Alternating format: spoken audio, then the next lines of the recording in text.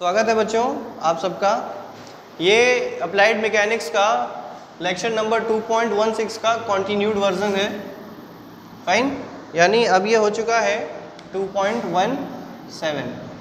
इसमें हम लोग ये क्या डिस्कशन कर रहे थे कि पॉलीगॉन लॉ ऑफ फोर्सेस को किस तरीके से इस्तेमाल किया जा सकता है जब किसी पिंड पर दो या दो से अधिक फोर्स लगते हों। ठीक है, उसमें क्या तरीका होता है।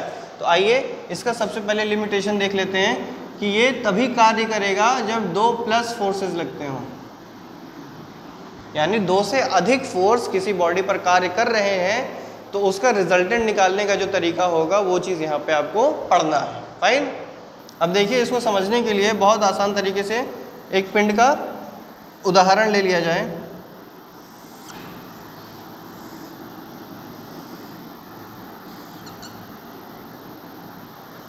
एक बॉडी है, फाइन, एक बॉडी पर एक फोर्स लग रहा है ए इस डायरेक्शन में, ठीक है। दूसरा फोर्स लग रहा है मान लीजिए इस पॉइंट पर ऐसे, ठीक है। तीसरा फोर्स लग रहा है ऐसे, यानी ए था ये बी है, ये सी है, ठीक है। उसके बाद एक फोर्स लग रहा है ऐसे, ये डी फोर्स हो गया, ठीक है। और इसके अलावा एक फोर्स ऐसे लग रहा है ई, ठीक है। इसका अभी हम लोग तरीका देख लेते हैं कि इसको हम लोग को एडजस्ट कैसे करना है in the form of polygon. Polygon के रूप में इन सारे फोर्सेस को कैसे सेट करेंगे, ठीक है। उसके बाद उसका कौन सी डायरेक्शन में रिजल्टेंट आएगा और कितने मैग्नीट्यूड का आएगा, ये सारी चीज़ें हम लोग देखेंगे। अभी हम लोग एक वेक्टर फॉर्म में फोर्स को लिए हुए हैं। इसमें हम लोग ने मतलब कि वैल्यू नहीं दिया हुआ है, ए का मान 10, बी का मान 5, सी का मान 15, इस तरह से नहीं, बस हम लोग एक तरीके से देख रहे हैं। उसी हिसाब से फिर जब तरीका आप सीख लेंगे तो फिर आपको यही तीनों पॉइंट्स को फॉलो करते हुए रिजल्टेंट निकालना है पॉलीगॉन लॉ ऑफ फोर्सेस का। फाइन, देखिए सबसे ध्यान देने वाली बात क्या है कि जो हमने बताया कि लेंथ ऑफ एरो ये आपको बिल्कुल एक्यूरेट खींचनी है। दूसरा है डायरेक्शन ऑफ फोर्स, जिस फोर्स में डायरेक्शन लग रहा है उसी डायरेक्शन में फोर्स को मतलब रिप्रेजेंट करना है। फाइन, तीसरी बात क्या है, स्केल।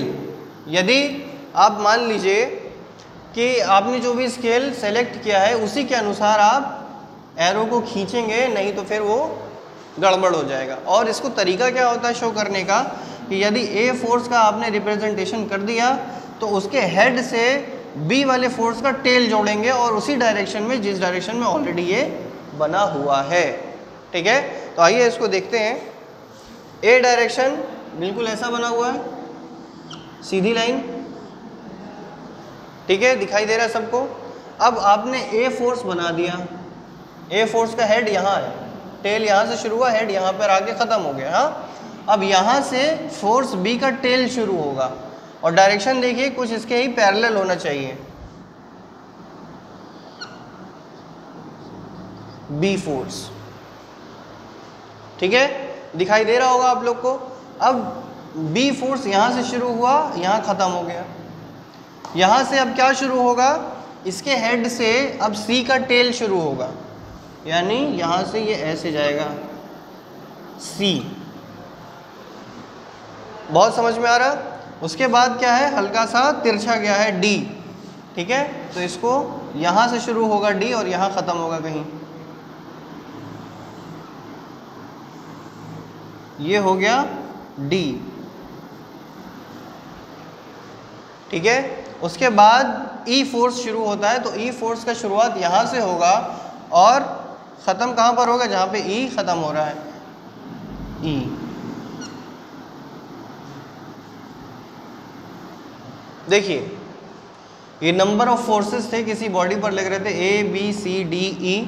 आपने सबसे पहले ए को यहाँ पे ड्रॉ कर लिया, फिर ए के हेड से बी को शुरू किया, बी इस डायरेक्शन में है तो इसी डायरेक्शन में ही हम लोग बी को ड्रॉ कर रहे हैं। बी यहाँ पर, हेड यहाँ पर आ गया बी का। अब इसके हेड से क्या करना है, सी को ड्रॉ करना है, तो सी बिल्कुल स्ट्रेट जा रहा था, तो यहाँ से बिल्कुल स्ट्रेट आपने ड्रॉ कर दिया, सी यहाँ पर आकर समाप्त हो गया। अब इसके हेड से डी को शुरू करना है, डी जो है इस डायरेक्शन में जा रहा है, तो ये और ये दोनों एक ही पैरेलल डायरेक्शन के ही बनेंगे, ठीक है ना। तो डी आपने यहाँ से तैयार कर लिया, यहाँ से इसके हेड से यहाँ तक, इसके हेड तक आपने पहुँचा दिया, फाइन। अब जब यहाँ पे डी यहाँ पर ख़त्म हो गया, यहाँ से हेड इसका ख़त्म हो गया, तो इसके हेड से फोर्स ई के डायरेक्शन को ड्रॉ करेंगे, इसका टेल मिला देंगे, तो ई यहाँ तक आ गया, ठीक है। यानी पूरे फोर्स का आपने एक जब जत्था बना लिया, एक पूरा कलेक्शन कर लिया, तो आपको ये दिखने में लग रहा है ना पॉलीगॉन। पॉलीगॉन उसे कहते हैं, ऐसे फिगर्स को कहते हैं जिसमें 4 से अधिक साइड्स होती हैं, ठीक है। तो यहाँ पर देखो 4 से अधिक बन रही हैं, 1 2 3 4 5, ठीक है। अब इसका डायरेक्शन क्या होगा, ये चीज़ हम लोग को ज्ञात करना है। तो डायरेक्शन के लिए सेम वही करेंगे जो ट्रायंगल वाले में करते थे, स्टार्टिंग पॉइंट से एंड पॉइंट को मिला देना। स्टार्ट यहाँ से किया था, ख़त्म यहाँ हो रहा है, स्टार्टिंग से एंड को मिला देना, यानी कि अब ये इस तरीके से तैयार हो गया।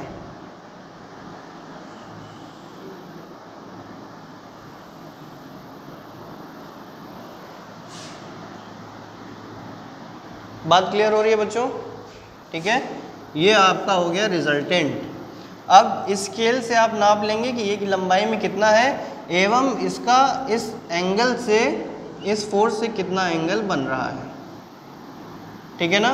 तो यही क्या हो जाएगा, रिजल्टेंट का मान एवं रिजल्टेंट का angle through polygon law of forces, ठीक है बच्चों। आई होप कि आपको सारी चीज़ें समझ में आई होंगी। हम लोगों ने कितने मेथड्स पढ़े ग्राफिकल मेथड में, 3।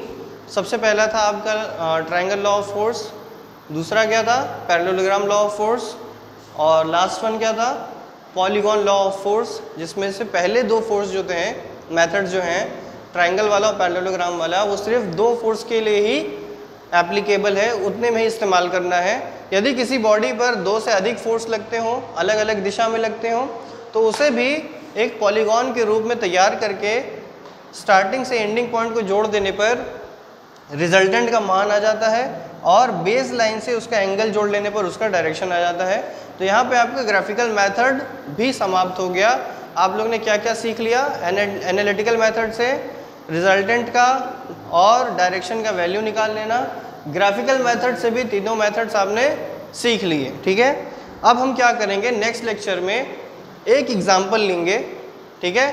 एग्जाम्पल लेने के बाद उसको 4-5 मेथड से सॉल्व करेंगे। कौन कौन सी, एक एग्जाम्पल लेके सबसे पहले उसको एनालिटिकल तरीके से उसको निकालेंगे, उसके बाद फिर ग्राफिकल में तीनों मेथड से निकालेंगे, और आपको देखकर ऐसे मतलब शॉक लगेंगे, आपको सरप्राइज होंगे आप कि 4-5 मेथड से सेम रिजल्ट आ रहा है, बस तरीका अलग है, ठीक है बच्चों।